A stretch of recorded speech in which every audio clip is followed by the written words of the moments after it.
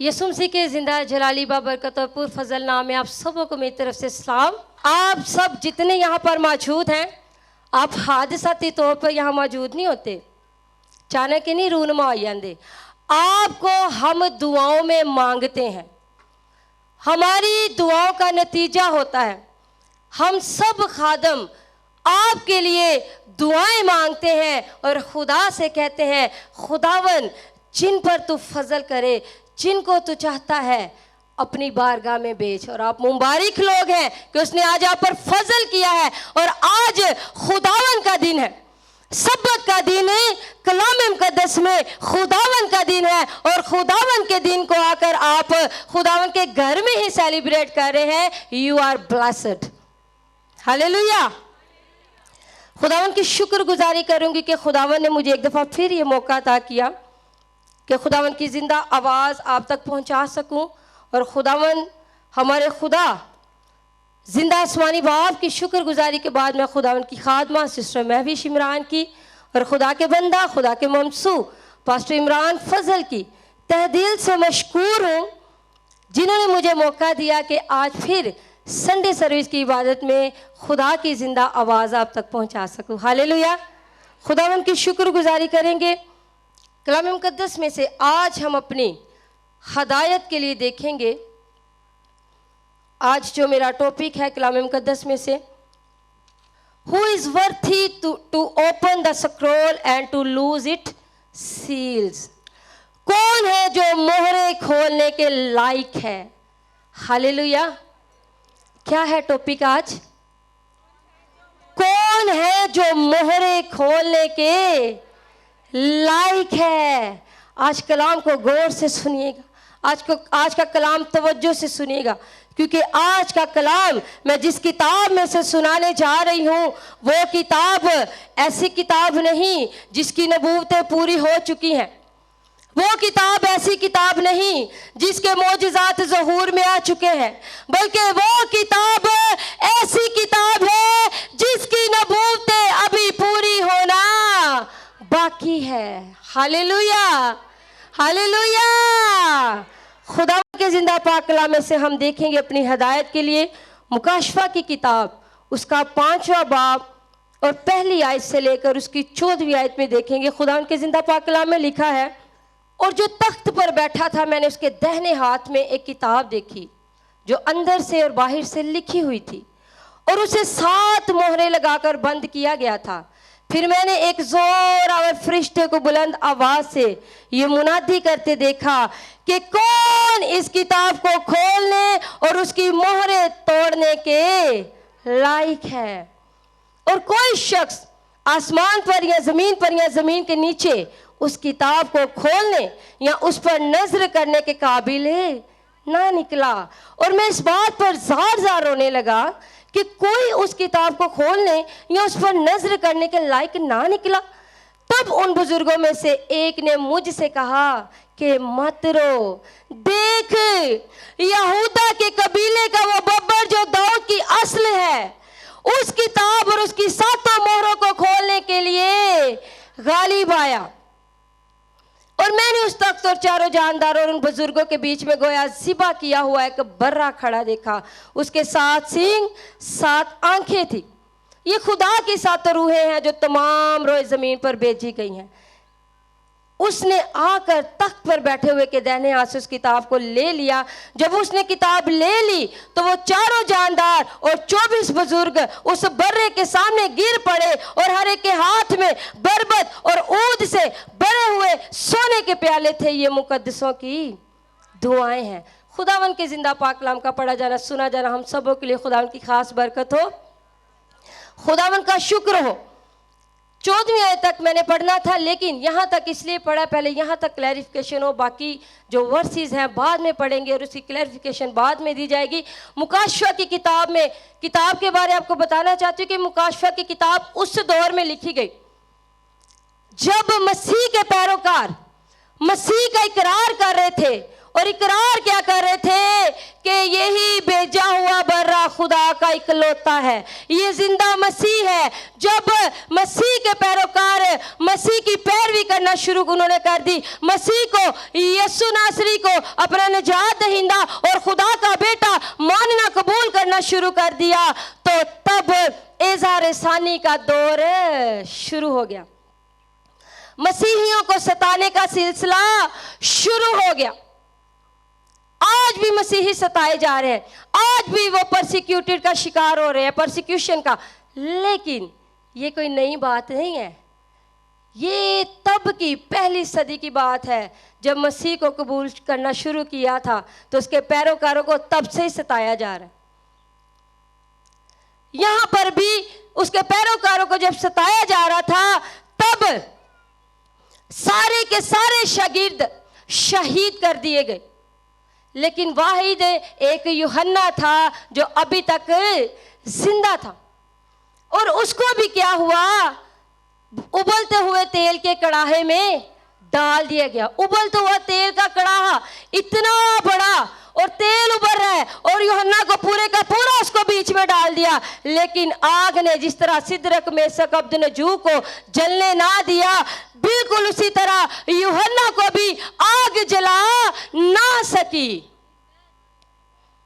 इतनी परसिक्यूशन के बाद फिर उसको उसके वतन से जला वतन करके पतमस के जजीरे पर कैद कर दिया गया, और पतमस के जजीरे पर ही वो कैद था। पहला चैप्टर आप पढ़ ले, वो खुद ही आपको बताएगा। यूहन्ना खुद बता रहा है, पहले चैप्टर में वो खुद गवाही दे रहा है 9वीं आयत में, मैं यूहन्ना जो तुम्हारा भाई और यीशु की मुसीबत और बादशाही और सब्र में तुम्हारा शरीक हूँ, खुदा के कलाम और यीशु की निस्बत गवाही देने के बायस उस टापू में था जो पतमस कहलाता है। वो खुद बता रहा है कि मैं पतमस के जजीरे में कैद था, उसको नजरबंद कर दिया गया था, उसको जलावतन कर दिया गया था, और लोगों ने उसके लिए बेड़ियां लगा दी, ताले लगा दिए। जिस कैद खाने में था वहां पर उन्होंने 100 तरह के बैरियर्स लगाए होंगे कि यूहन्ना भज ना जाए। लेकिन बैरियर लगाने वाले को यह नहीं पता था कि यूहन्ना जिसकी मुनादी कर रहा है वो सारे बैरियर हटा देता है और वो खुद यहां मौजूद होता है। वो यूहन्ना के भागने का वेट कर रहे थे, लेकिन क्या हुआ, खुदावन की शुक्रगुजारी हर एक बात में करेंगे। वो यूहन्ना के भागने से डर रहे थे, लेकिन वो जो यीशु नासरी है, जो जिंदा है, मेहरबान है, कादर मुतलिक है, वो उस जगह पर, वो भी उस टापू में आ गया, वो भी उस पतमस के जजीरे में आ गया, और यीशु नासरी यूहन्ना से बातें करने लगा। और यूहन्ना को यीशु नासरी ने कहा कि जो जो तू देख रहा है उसको लिखता जा। और पहले 3 चैप्टर जो है यूहन्ना ने 7 कलीसियाओं के नाम खतूत लिखे, और 7 कलीसियाएं जो थी वो जमीन पर थी, रोए जमीन पर थी। उसने 7 कलीसियाओं को खतूत जमीन पर लिखे, और चौथे चैप्टर में रूह जो है यूहन्ना को आसमान पर ले जाती है। 3 चैप्टर्स में वो 7 कलीसियाओं को खत लिखता है। चौथे चैप्टर के आगाज में जो उसको आवाज दे रहा है, जिसकी आवाज नरसिंगे की सी है, जब वो पीछे मुड़ के देखता है तो यीशु की खूबियां बयान की गई हैं पहले चैप्टर में, कि उसके पांव कैसे थे, उसकी आंखें कैसी थी, उसका जामा कैसा था, उसकी आवाज कैसी थी, वो सब कुछ बयान कर दिया यूहन्ना ने। और वही चौथे चैप्टर में यूहन्ना को पुकार रहा है कि आ ऊपर आ जा। और यूहन्ना ने पहले, उससे पहले क्या देखा, वो कहता है कि मैंने आसमान को खुला हुआ देखा। 7 कलीसियाओं को खत लिखने के बाद वो कह रहा है मैंने आसमान को खुला हुआ देखा, और रूह उसको आसमान पर ले गया। और आसमान पर जाकर उसने क्या देखा, चौथे चैप्टर में वो कहता है कि मैंने एक तख्त देखा, फिर तख्त पर एक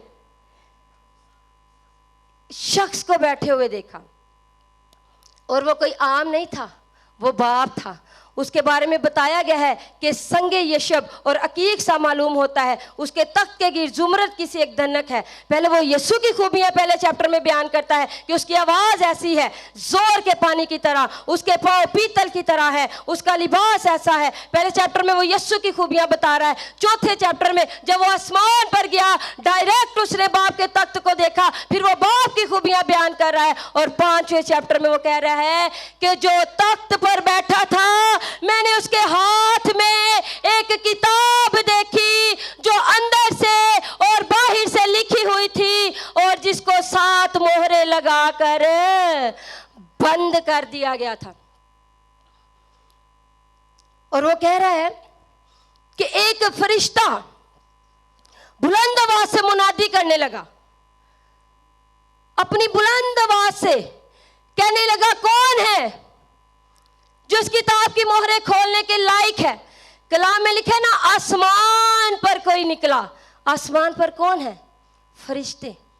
ना फरिश्ते इस काबिल निकले।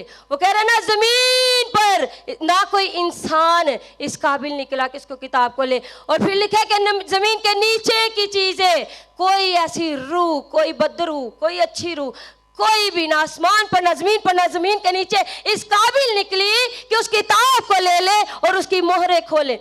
यूहन्ना कह रहा है कि जब किसी ने किताब ना ली तो मैं जार जार रोने लगा। वो रोने लगा कि क्या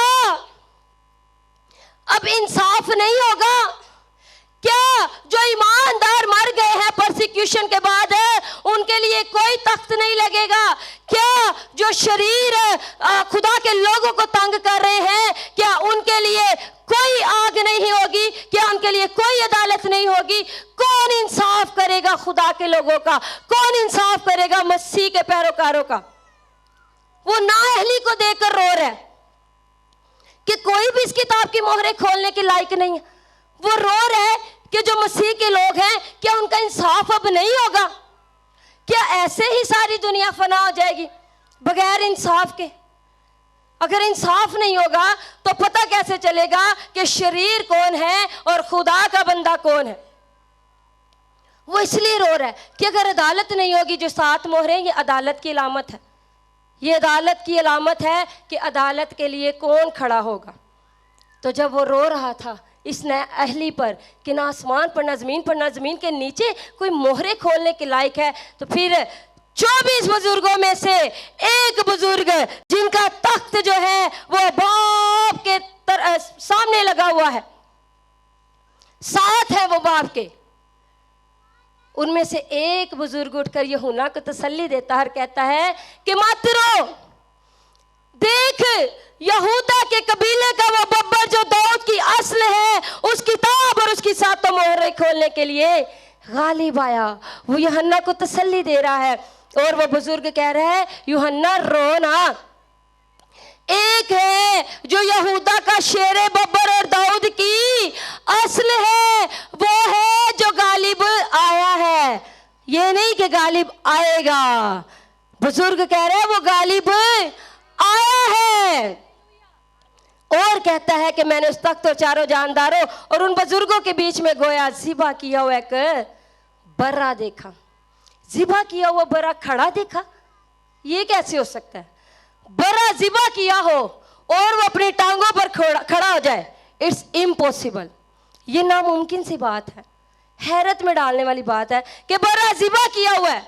मैंने उन 24 बुजुर्गों और 4 जानदारों के बीच में एक गोया ज़िबा किया हुआ बर्रा देखा और वो भी खड़ा देखा।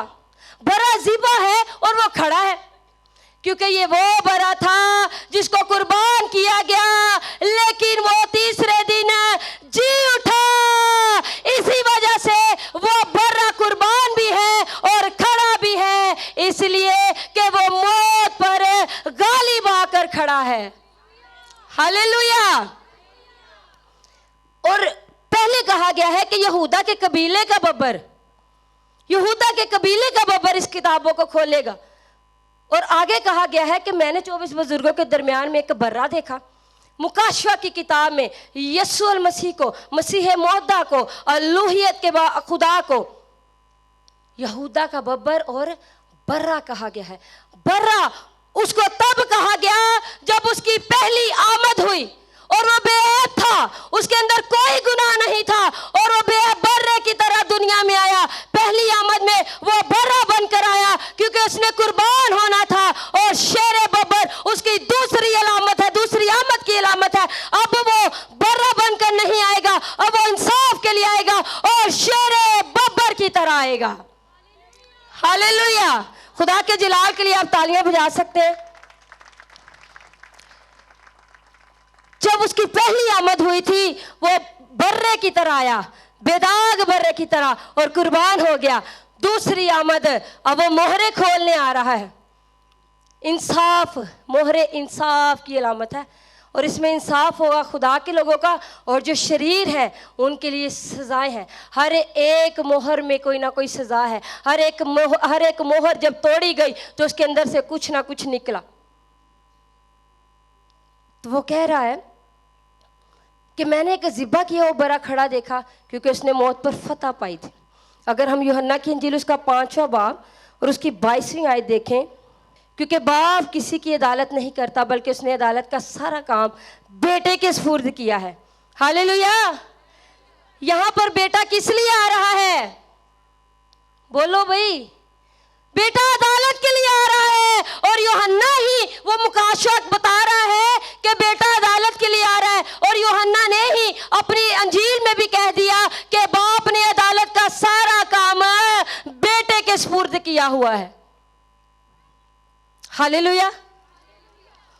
और खुदावंद के जिंदा पाक कलाम में लिखा है उसके 7 सींग और 7 आंखें थी। 7 सींग जो है ये कुदरत कामिला को जाहिर करती है कि कामिल कुदरत का मंबा है। और 7 आंखें उसकी जो थी आलम कुल, यानी कि उसकी आंखें आसमान पर भी जो कुछ है उसको भी देखती हैं, जमीन पर जो कुछ है उसको भी देखती हैं, और जमीन के नीचे जो कुछ है उसको भी देखती हैं। और ये 7 सींग और 7 आंखें जो थी ये खुदा की 7 रूहें थी। और इसका मतलब है कि रूहुल कुद्दस की सारी मामूरी का मंबा यीशु अल मसीह है। रूह कुद्दस की सारी अलूहियत यीशु की है। हालेलुया। और कलाम में लिखा है उसने आकर तख्त पर बैठे हुए के दाहिने हाथ से उस किताब को ले लिया। तख्त पर जो बैठा है वो किताब दे रहा है, कौन खोलेगा इसको? जब कोई भी ना निकला तो लिखा है कि वो बर्रा जो ज़िबा किया हुआ था और खड़ा था उसने आकर तख्त पर बैठे हुए के हाथ से वो किताब ले ली।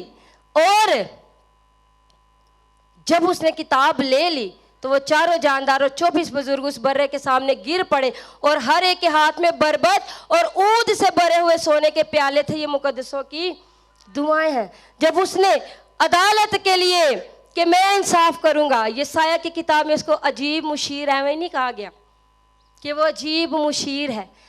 उसने अजीब मशवरा कर दिया था बाप से।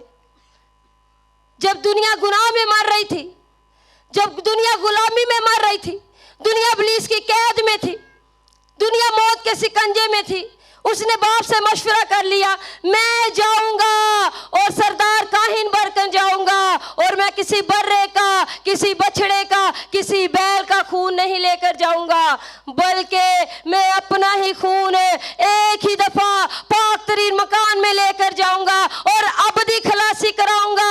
और यही वो वजह है जिसकी वजह से मसीह मौदा को, यीशु मसीह को अजीब मुशीर खुदाए कादिर कहा गया है, क्योंकि ऐसा मशवरा बाप से कभी किसी ने नहीं किया था जो मशवरा इसने कर दिया।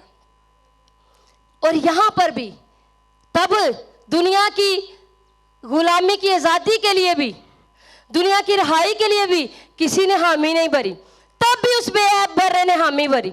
यहां पर भी अदालत के लिए हामी कोई नहीं भर रहा, वो शेरे बब्बर तब बेऐब बर्रा हामी भर रहा है यशायाह की किताब में, और मुकाशवा की किताब में यहूदा का शेरे बब्बर हामी भर रहा है कि मैं उठूंगा अदालत के लिए।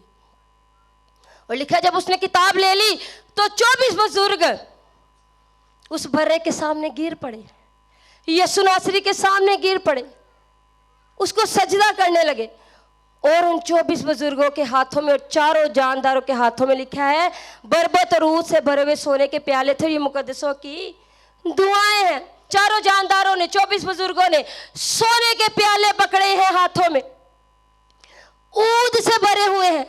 और ऊद ऐसी खुशबू होती है, ऐसा मसाला होता है जिसका डायरेक्ट धुआं ऊपर जाता है, ना दाएं मुड़ता है ना बाएं मुड़ता है। वो ऊद, वो खुशबू डायरेक्ट खुदा को राहत अंगेज करती है। और उनके हाथों में ऊद से भरे हुए प्याले हैं। और वो ऊद, वो खुशबू जो डायरेक्ट बाप के पास जा रही है, वो खुशबू नहीं है, बल्कि ये सारी की सारी मुकद्दसों की दुआएं थी। और वो मुकद्दसों की दुआएं जो यीशु के लिए शहीद हो चुके हैं, जो मर चुके हैं, जिन्होंने अपना सर कटवा दिया, मसीह को नहीं छोड़ा, जिन्होंने अपने आप को उबलते हुए कड़ाहे में डलवा दिया, मसीह को नहीं छोड़ा, जिन्होंने उल्टी सलीब ले ली, मसीह को नहीं छोड़ा। ये वो मुकद्दस है जो दुआएं मांग रहे हैं। और वो दुआएं क्या मांग रहे हैं कि हमारा इंसाफ कर। और 5वीं मोहर जब खोली जाएगी तो 5वीं मोहर में भी वो ललकार रहे हैं कि साडा इंसाफ कर, साडा खून जमीन जो बोल रहे, जमीन से उन मुकद्दसों का खून ललकार रहा है, आज भी पुकार रहा है तू हमारा इंसाफ कर। लेकिन 5वीं मोहर में यीशु उनको सफेद जामे पहनाता है और कहता है थोड़ा होर सबर कर लो, हाले उन्हां दा इंतजार करो जेड़े होर कुर्बान होके आ रहे ने। अभी है मेरे बेटे, अभी है मेरी बेटियां, अभी है मेरे बच्चे जो मेरे लिए कुर्बान होने के लिए तैयार है। जरा थोड़ा जा आराम कर लो, थोड़ा जा वेट कर लो, वो भी आ रहे ने। और वो 24 बुजुर्ग और चारों जानदार एक नया गीत गाने लगे। ये गीत पहले उन्होंने कभी नहीं गाया था। आप पैदाइश की किताब से लेकर मुकाशवा से पहले यूहन्ना आरफ का जो आखिरी खत है वहाँ तक आप पूरी बाइबल पढ़ लें, कहीं भी आपको ये गीत कहीं नहीं मिलेगा। वैसे आपको मूसा का गीत, मरियम का गीत, हन्ना का गीत और भी लोगों का, दाऊद के आपको गीत मिलेंगे, लेकिन ये गीत जो था वो नया गीत था। और वो गीत क्या है? तू ही इस किताब को लेने, उसकी मोहरें खोलने के लायक है, क्योंकि तूने ज़िबा होकर अपने खून से हर एक कबीले और अहले जुबान और उम्मत और कौम में से खुदा के वास्ते लोगों को खरीद लिया है और उनको हमारे खुदा के लिए एक बादशाही और काहिन बना दिया और वो जमीन पर बादशाही करते हैं। वो नया गीत गा रहे हैं कि तूने ही ज़िबा होकर, तू जो इंसाफ के लिए खड़ा हो रहा है ना, ज़िबा भी तू ही हुआ था इनके लिए।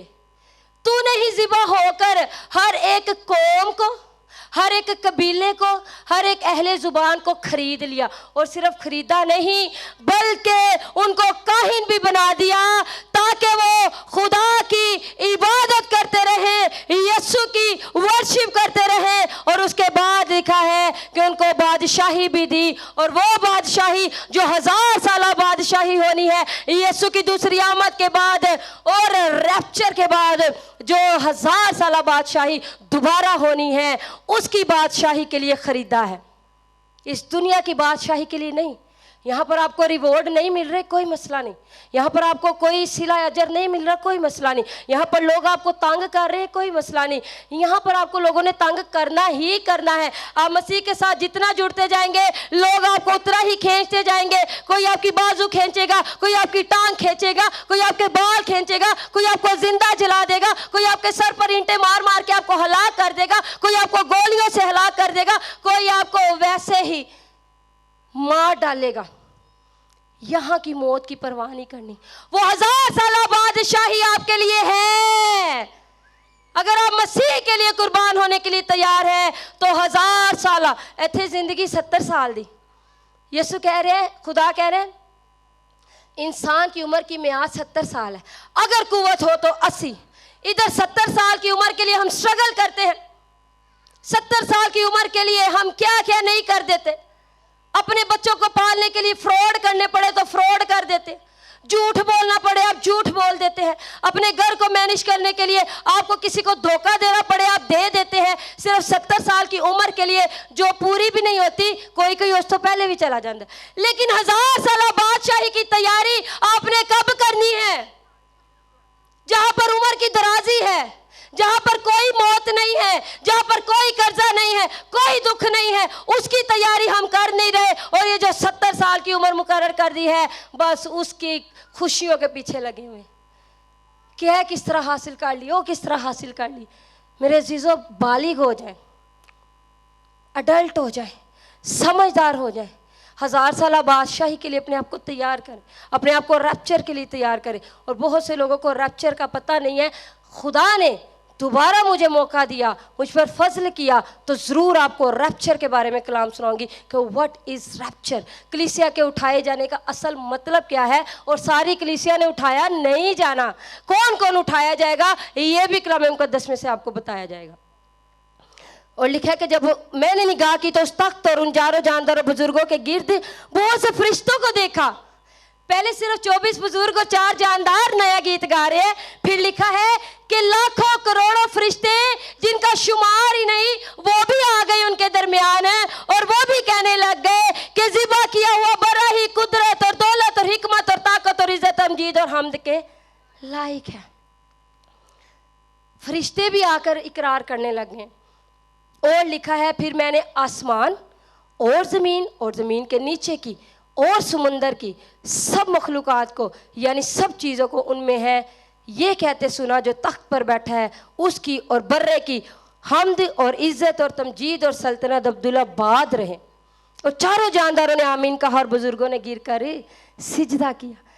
पहले 24 बुजुर्ग 4 जानदार नया गीत गा रहे हैं, उनके साथ लाखों करोड़ों फरिश्ते शुमार हो गए। फरिश्तों के बाद वो कह रहा है कि मैंने आसमान पर और ज़मीन के नीचे की हर एक मखलूक़ात को ये कहते सुना कि जो तख्त पर बैठा है हम्द सल्तनत उसकी ही है।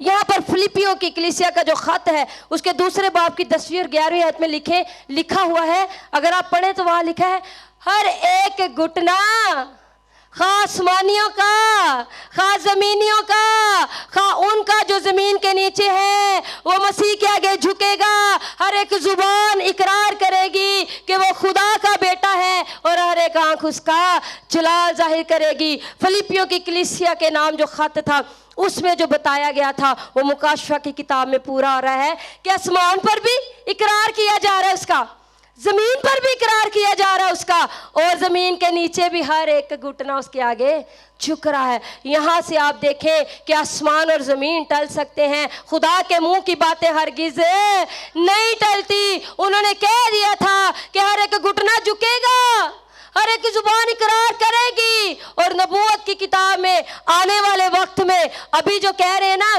कि मसीह दे विच कुछ भी नहीं, मसीह नूं छाड़ दो, मसीह च की पे है, या मसीह के नाम से आपको परसिक्यूट कर रहे हैं, मसीह के नाम पर आपको मार रहे हैं, कल को आने वाले वक्त में वही लोग मसीह का जलाल देकर घुटनों के बल गिर जाएंगे और इकरार करेंगे कि तमजीद के लायक तो वाकई यही है, इबादत के लायक तो वाकई यही है। लेकिन अगर आप मुकाशफा ही पढ़ेंगे कि जिन्होंने इसको कबूल नहीं किया होगा ना, छाती पीटेंगे। जिन्होंने तो कबूल किया है हवा में उड़कर इस्तकबाल करेंगे, जिन्होंने कबूल नहीं किया छाती पीटेंगे। हाय, ये तो हमारे दरमियान रहा। लिखा है कि जिन्होंने छेदा वो भी छाती पीटेंगे। जिन्होंने यीशु के हाथ से कील ठोक दी, सर पे कांटों का ताज पहना दिया, जिन्होंने उसकी पसली पर नेज़ा मार दिया, जिन्होंने उसको लान तान किया, मुंह पर तमाचे मारे, मुंह पर थूका, उसकी पोशाक पर कूड़ा डाल दिया, लिखा है कि उसको छेदने वाले भी छाती पीटेंगे कि हमने क्या कर दिया, हमने तो अपनी मुनज्जी, अपने रब्बुल अफ़वाज, इंसाफ करने वाले को ही शहीद कर दिया। वो तो छाती पीटेंगे, लेकिन मसीह के कुर्बान होने का मंसूबा जो था वो इलाही था, वो पूरा होना ही होना था। हालेलुया।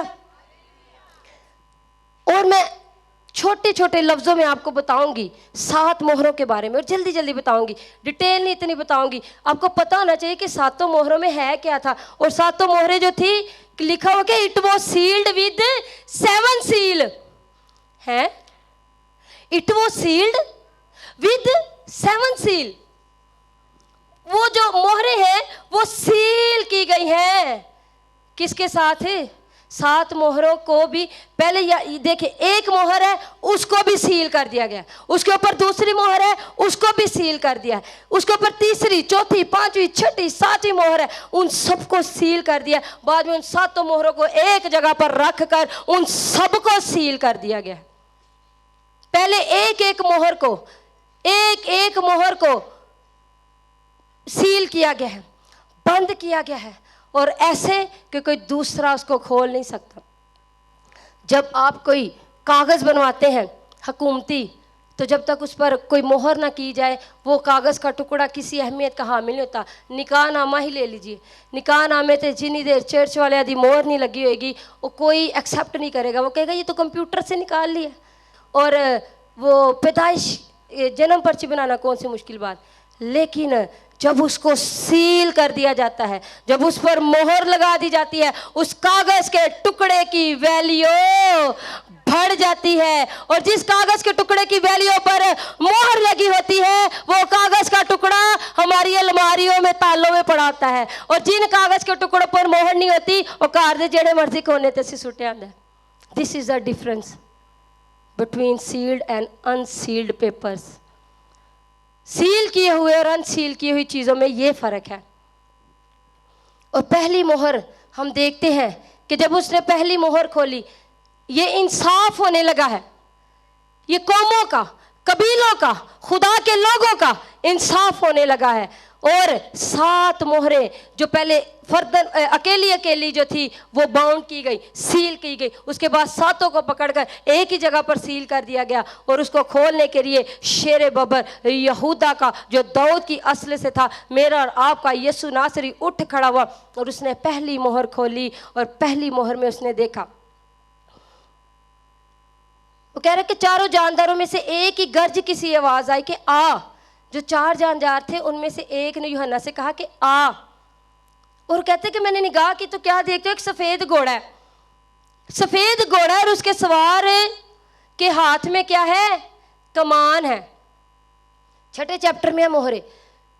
सफ़ेद घोड़ा है और उसके हाथ में क्या है? कमान है। और उसे एक ताज दिया गया है और वो फतह करता हुआ निकला ताकि और भी फतह करे। और कहा जाता है, स्कॉलर्स कहते हैं, बाइबल मुकद्दस का मतन ये बयान करता है कि सफ़ेद घोड़े का जो सवार है वो मुखालफे मसीह है। वो मुखालफे मसीह है, अबलीस है, उसका फर्जंद है, जो मसीह का मुखालिफ और मसीह के पैरोकारों को मारता है। उसके हाथ में कमान है। लेकिन पहले मोहर में जंग की तैयारी है लेकिन जंग नहीं है। वो कह रहे हैं कि मैंने उसके हाथ में कमान देखी लेकिन तीर का जिक्र नहीं है। तीर के बगैर आप जंग नहीं कर सकते। कमान थी उसके हाथ में, तरकुश नहीं था। तरकुश पीछे होता है जिसके अंदर तीर डाले होते हैं। ये तरकुश होता है जो पीछे कंधों पर होता है, उसके अंदर तीर होता है। और जो जंग जो होता है वो तरकुश से तीर निकालता है, कमान में डालता है और अपना निशाना लगाता है और जंग करता है। उसके हाथ में कमान तो है, तीर नहीं है, ना उसके कंधे पर तरकुश है। वो जंग के लिए निकला तो है लेकिन उसने जंग शुरू कर दी है। अभी जंग का फैसला नहीं हुआ, अभी जारी है। और दूसरी मोहर में वो कह रहे हैं कि लाल रंग का घोड़ा है और उसके सवार के हाथ में एक तलवार है। और उसको हुक्म क्या दिया गया है? जमीन से सूला उठा लो। क्या हुक्म दिया गया है उसको? जो लाल घोड़े पर सवार है उसके हाथ में एक तलवार है और उसको हुक्म दिया गया जमीन तो सूला चौकल है। आप देखें, चेक करें, गौर करें कि क्या दूसरी मोहर खुल चुकी है? क्या पहली मोहर खुल चुकी है? हाँ, दूसरी मोहर खुल चुकी है क्योंकि जमीन पर से सूला उठा ली गई है। आज भाई भाई से लड़ रहा है, बहन बहन से लड़ रही है, खादम खादम से लड़ रहा है, एक दफ्तर में काम करे कोलीग कोलीग से लड़ रहा है, सास बहू से लड़ रही है। सूला ना तो किसी घर में, ना किसी चर्च में, ना किसी मुआशरे में आपको नजर आ रही। सूला उसने कहा उठा लो, उठा ली गई सूला। और आज देखें, कोई सारे एक दूसरे के दुश्मन बने होते हैं लेकिन अभी भी सारी सुलह उठा ली नहीं गई। अभी भी खुदा का फजल है, अभी भी मसीह का फजल हम पर है। अभी भी बहुत से लोग हैं जो सुलह सलामती से ज़िंदगी बसर कर रहे हैं और मसीह पर अमल कर रहे हैं। तीसरी मोहर लिखा है कि उसके जो घोड़ा था उसके सवार को मैंने काले रंग के घोड़े पर देखा और उसके हाथ में एक तराजू है। तराजू जो था ये अदालत की अलामत होती है। तराजू अदालत की अलामत होती है। जब आप अदालतों में जाएं तो जज के सामने एक तराजू ज़रूर पड़ाता है, भावें वो इस्तेमाल करन ना करन, लेकिन ये अदालत की अलामत होती है। तो लिखा है कि उसके हाथ में तराजू देखा। और यहाँ पर बड़ी खूबसूरत बात है समझने वाली। लिखा है कि काला घोड़ा और उसके सवार के हाथ में एक तराजू देखा। काला घोड़ा जो था ये काल की अलामत है, तराजू अदालत की अलामत है, काला घोड़ा काल की अलामत है।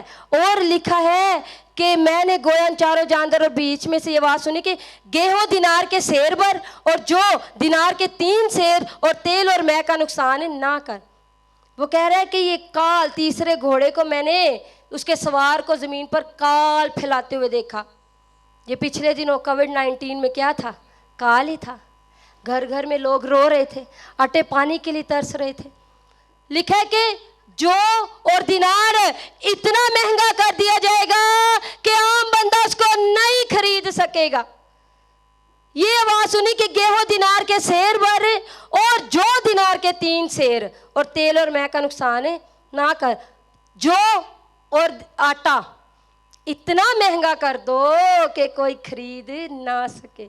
और मुकाशा की किताब में ये भी लिखा है कि ओनू ही आटा ते पानी रोटी वगैरह सब कुछ राशन मिलेगा जिसके हाथ पर या माथे पर 666 की मोहर होगी। और बहुत जल्द ऐसे लोग भी उठेंगे जो रोटी के लिए, पानी के लिए, आटे के लिए, दाल के लिए, दुनियावी चीज़ों के लिए इब्लीस की मोहर लगवा लेंगे। कहेंगे जिंदा रहन लई खाना ते है ना, जिंदा रहने लिए खाना ते है ना, लवाओ मोर की हो गया। लेकिन ये जो है ये उन अजियतों में भी आएगा जो 7 साला अजियतें बयान की गई हैं कि 1000 साला बादशाही से पहले 7 साला अजियतें भी होंगी। उन अजियतों में भी ये भी होगा कि काल पड़ेगा, लोग कहेंगे मसीह नू छड्डो, मसीह दे नाल रवांगे तो भुखे मर जावांगे, लवो 666 अच्छियां अच्छियां रोटियां खाओ, अच्छे अच्छे पकवान खाओ, देखी जाएगी जो मसीह आएगा। और ये भी लिखा है कि तेल और मै का नुकसान ना कर। तेल जो है और मै ये अमीरी को जाहिर करती है।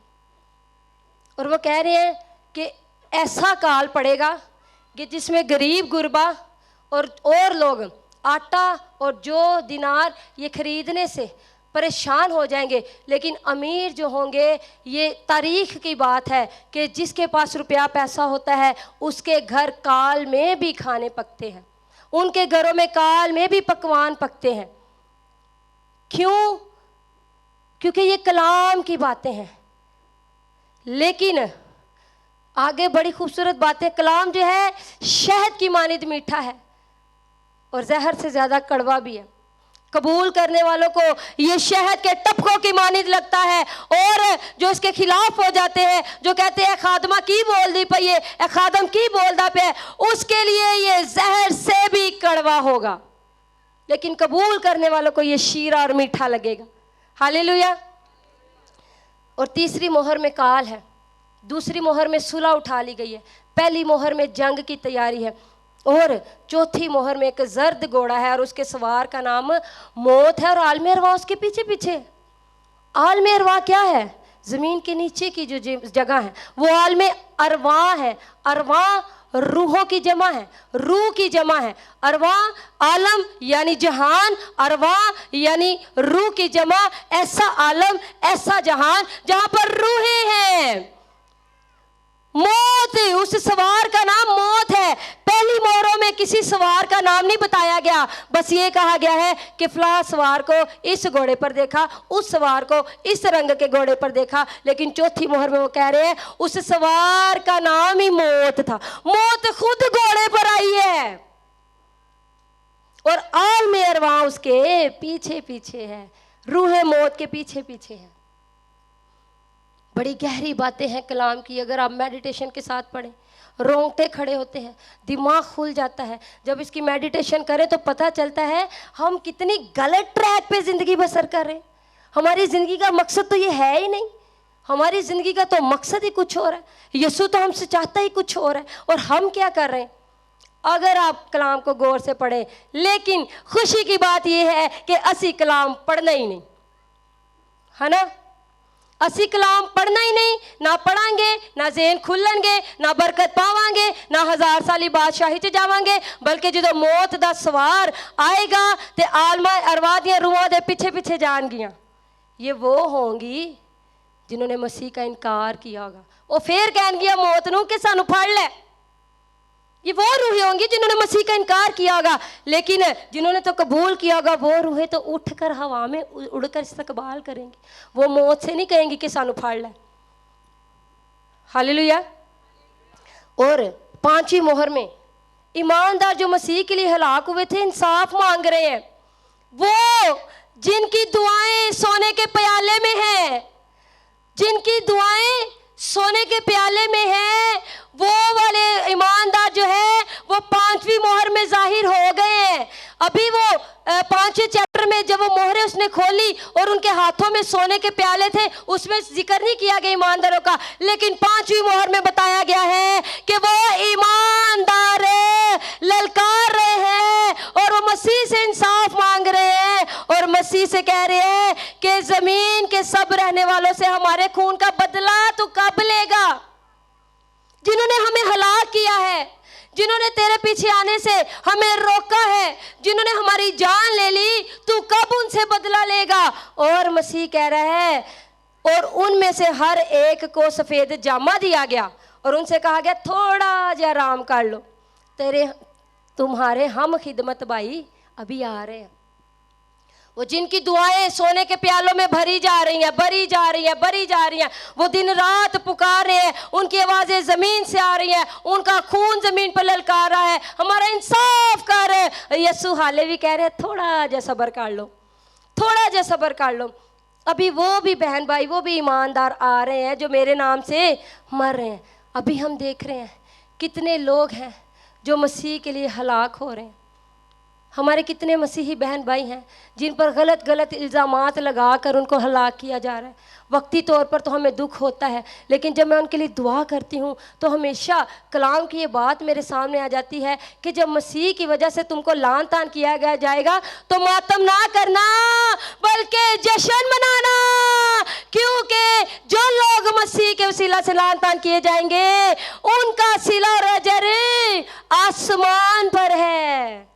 हमारे बहुत से बहन भाई परसिक्यूट हो रहे, वक्ती तौर पर इंसान होते हुए में दुख होता है, लेकिन खुशी की बात यह है कि वो इन ईमानदारों के बीच में जा रहे हैं, इन ईमानदारों के बीच में जा रहे हैं जो यीशु से इंसाफ मांग रहे हैं। लेकिन यीशु कह रहा है हाले सब्र करो। और 6ठी मोहर में लिखा है कि एक बड़ा भूचाल आया, बड़ा भूचाल आया, आसमान सितारे इस तरह जमीन पर गिरे।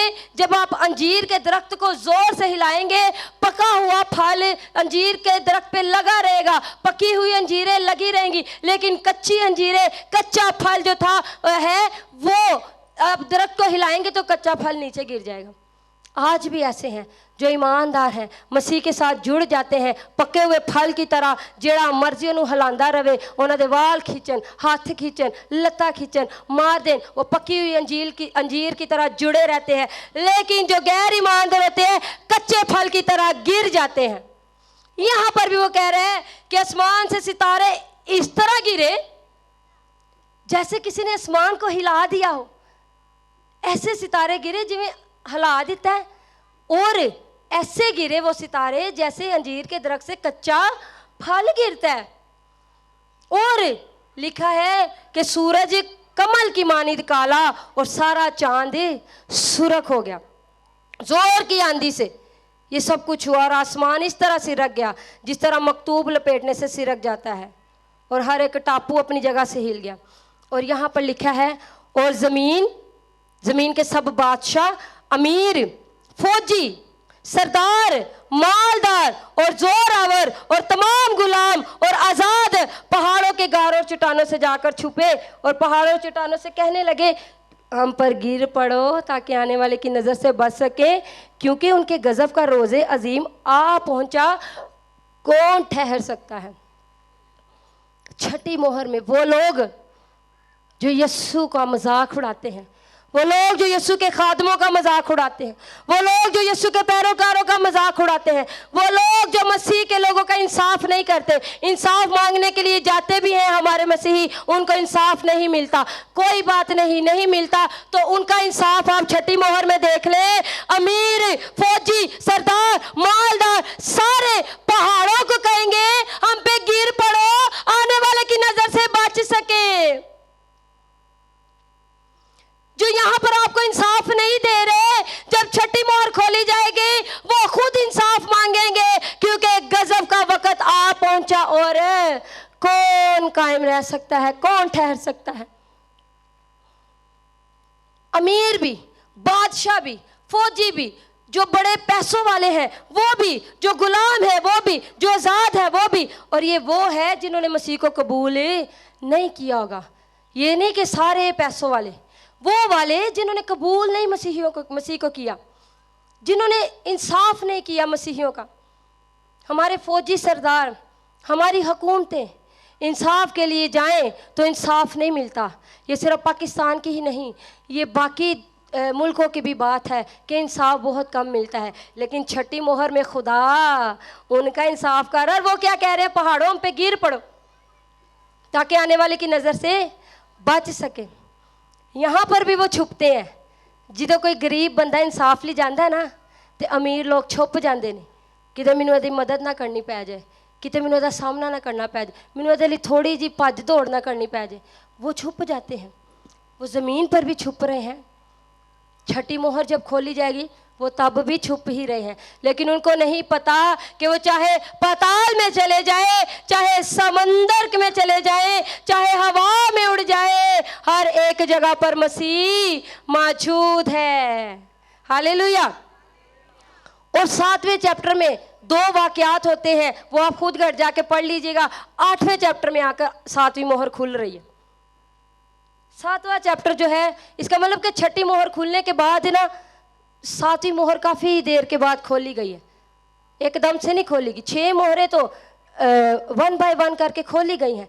छठी मोहर खोलने से पहले 7वें चैप्टर में कुछ वाकयात रूनुमा हो रहे हैं, और 8वें चैप्टर में जाकर 7वीं मोहर खोली जा रही है। और 7वीं मोहर जब खोली गई तो लिखा है, आधे घंटे के करीब आसमान में खामोशी रही। आधे घंटे के भी दरमियान आसमान से आधा घंटा खामोशी रही। 7वीं मोहर, आखिरी मोहर, सबसे मेजर मोहर, और सबसे ज़्यादा जिसके अंदर कहर है, जिसमें मसीह ने सब तैश नैश कर देना है, सब कुछ ढा देना है। ज़मीन आसमान उसके हुजूर से भाग जाएंगी। जब वो बोलता है तो धरती थर थर कांपती है। हमारे सामने खुदा बोल रहा हो तो हम बुत बनकर खड़े हो जाते हैं, हम उसको महसूस ही नहीं करते। केड़ा खुदा, कौन खुदा, किदे ली तालियां बजाइए, किदे ली गाइए, बस आ गए हैं चर्च, है थोड़ा नहीं है। वो बोल रहा होता है, हमारे अंदर कपकपी तारी नहीं होती। और जमीन जो बेजान है उसकी आवाज को सुन के थर थर कांपने लग जाती है। आसमान जो बेजान है उसकी आवाज सुन के वो खुल जाते हैं। चट्टानें जो बेजान है उसकी आवाज सुन के तिड़क जाती है। हरनियों के हमल उसकी आवाज सुनने से गिर जाते हैं। उसकी आवाज बियाबान को हिला देती है। उसकी आवाज बहरे कुलजम को 2 हिस्सों में कर देती है। उसकी आवाज बंद बंद और गूदे गूदे में से होकर गुजर जाती है। लेकिन उसकी आवाज इंसान सुन नहीं पा रहा। क्यों नहीं सुन पा रहा? कि इंसान ने अपने कानों में दुनिया की आवाजों को जगह दे दी है। हमें दुनिया की आवाज़ें तो बड़ी जल्दी आएंगी। महल्ले च मोटरसाइकिल लंघदी होएगी तो अपने कमरे च कह देंगे, हाय हाय राम ना नहीं लंघदा, बच्चे सुते ने तो किस तरह लंघे आवे, भला तू होली मोटरसाइकिल चला। ओदी भी आवाज़ आ गई, सब्जी बेचने वाले की भी आवाज़ आ गई, जो हमारे घर में दूध देने आते हैं उनकी भी आवाज़ आ गई। रिश्तेदारों की भी आवाज़ आ गई, लेकिन मसीह की आवाज़ सुनने के लिए आसमान से फरिश्ते कोई कान नहीं लेके आएंगे, इन्हीं कानों से आपको मसीह की आवाज़ भी सुनना पड़ेगी। लेकिन आप मौका नहीं देते, ना आंखों को उसका जलाल देखने का, ना कानों को उसकी आवाज़ सुनने का, ना इन घुटनों को मौका देते हैं कि उसके हुजूर में थोड़ी देर के लिए झुक जाए और कहे, खुदावन तू ही तमजीद के लायक है, तू ही बंदगी के लायक है, तू ही सिताइश के लायक है, तू ही तारीफ के लायक है। हम जब भी झुकते हैं हम इंसानों के आगे झुक जाते हैं जो आपको जरा भी सिलाजर नहीं देते। झुके तो मसीह के आगे झुक जाए, झुकना है तो मसीह के आगे झुक जाए। शैतान हमारा हारा हुआ दुश्मन है। मेरी बात याद रखिएगा, आखिरी बात आपको बता रही हूं। जिस कदर बुलंदी से वो गिराया गया है वो ऐसे ही करता है, आहिस्ता आहिस्ता बुलंदी पर लेकर जाता है। और जिस तरह वो खुद बुलंदी से गिरा है वो मसीह के पैरोकारों को भी एक दफा बुलंदी से गिरा देता है। लेकिन जो मसीह में कायम रहते हैं, सादिक वो बार बार भी गिरे तो बार बार भी मसीह उठा खड़ा करता है। सादिकों का इब्लीस कुछ नहीं बिगाड़ सकता, उसके पैरोकारों का जो उसके कलाम की मुनादी करते हैं, जो लोगों के घरों में कलाम पहुंचाते हैं, उनका इब्लीस कुछ नहीं बिगाड़ सकता।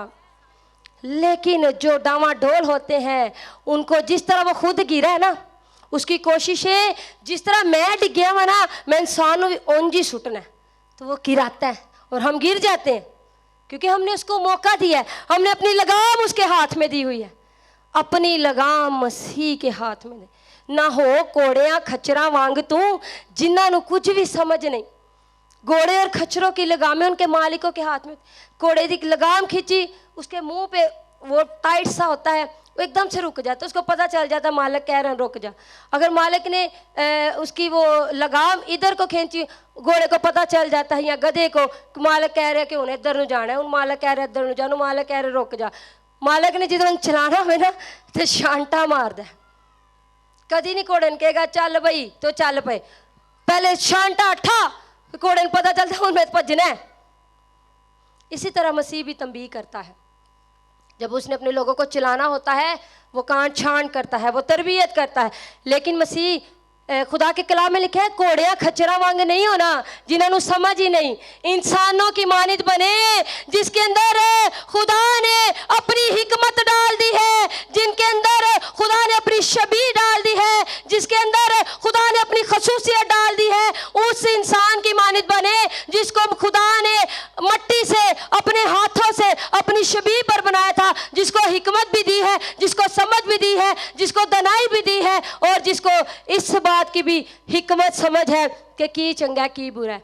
लेकिन हम इंसान हैं, जिंदगियां घोड़ियां ते खच्चरा वांगू गुजारन दे, जिन्होंने पता ही नहीं जाना किधर मंजिल की है, रास्ता कौन सा है, जिधर कोई लगाम खींचे उधर ही चले जाए। घोड़े और खच्चर ना बने, इंसान बने। इंसान की कीमत जानवरों से ज्यादा है, लेकिन असी जानवर बन जाने हैं जिंदी कोई कदर ही नहीं। इंसान तो खुदा ने बना ही दिता है ना, मिट्टी तो सानू ला ही दी है, दो हाथ दो आंखें तो दे ही दी हैं, दो टांगे दे ही दी हैं, सोने जे वाल भी दे ही दिते ने, इंसान की शक्ल तो सानू दे दी है, हरकतां भावें जानवरों वांगी रहना खैर, लेकिन नो, अपना एटीट्यूड भी इंसानों की मानिद और मसीह की मानिद बना ले। और 7वीं मोहर जब खोली गई तो लिखा है कि आधे घंटे के लिए आसमान पर खामोशी छाई रही, खामोश हो गया आसमान भी। आसमान के ऊपर जो कुछ था, वो फरिश्ते, वो बुजुर्ग, वो 24 जानदार जो बगैर थके हुए कदूस कदूस कदूस पुकार रहे थे, आधे घंटे के लिए वो भी खामोश हो गए। ज़मीन पर भी चहल पहल वो भी आधे घंटे के लिए ख़त्म होगी। और लिखा है फरिश्ते ने सोने का ऊद लेकर, कुर्बानगाह के ऊपर खड़ा था, उसने सोने का ऊद लेकर, और ऊद क्या था, वो मुकद्दसों की दुआएं थी, उसने उसको कुर्बानी के तौर पर उस ऊद को खुदा की हजूरी में उंडेल दिया, कुर्बानगाह पर रख दिया। और उस कुर्बानगाह पर जब उस ऊद को रखा तो उसकी राहत अंगेज खुशबू डायरेक्ट खुदा को गई, और वो मुकद्दसों की दुआएं थी, और वो दुआएं जो थी और वो पूरी हो गई। और लिखा है कि उसने उन कोयलों को जिस पर उसने वो ऊद रखा था, वो दहकते हुए कोयले उसने जमीन पर डाल दिए। यानी कि दुआएं कबूल हो गई, जमीन और उसके रहने वाले जिन्होंने मसीहियों को सताया फना हो गए। Hallelujah, hallelujah. तो 7 मोहरों के बारे में आपने सीखा है, इसको कभी भूलिएगा ना, कभी भी भूलिएगा ना। घर जाके बल्कि इसको दोबारा पढ़िएगा। मुकाशवा की किताब, पैदाइश की किताब, पहली किताब, पहली आयत से लेकर मुकाशवा की किताब आखिरी किताब की आखिरी आयत से लेकर एक एक लफ्ज सच है, एक एक बात सच है। आसमान और जमीन टल जाएंगे लेकिन ये कलाम की बातें हरगिज ना टलेंगी। कलाम की पहली आयत खुदा से शुरू होती है और कलाम की आखिरी आयत आमीन से शुरू होती है। यानी खुदा ने जो कुछ कह दिया है आखिर पे आमीन है, यानी ऐसा ही होगा। हालेलुया। खुदा के जलाल के लिए जोरदार तालियां बजा दीजिए।